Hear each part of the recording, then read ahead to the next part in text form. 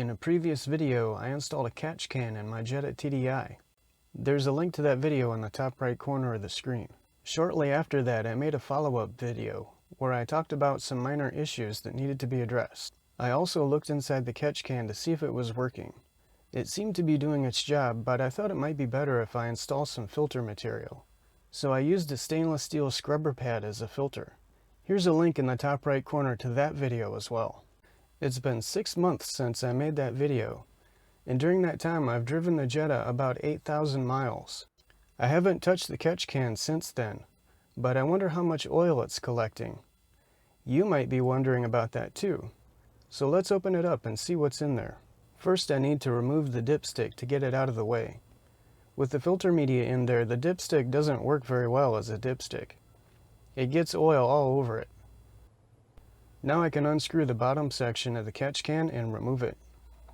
It took a while to unscrew it, so we'll fast forward through that part.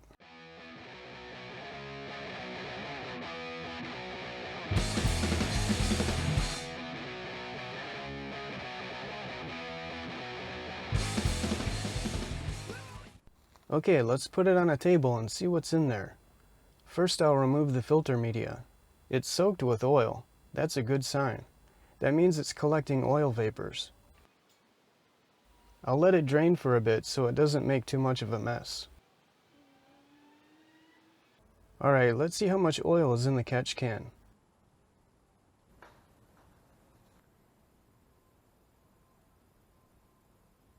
That might be hard to see, so let's pour it into a container.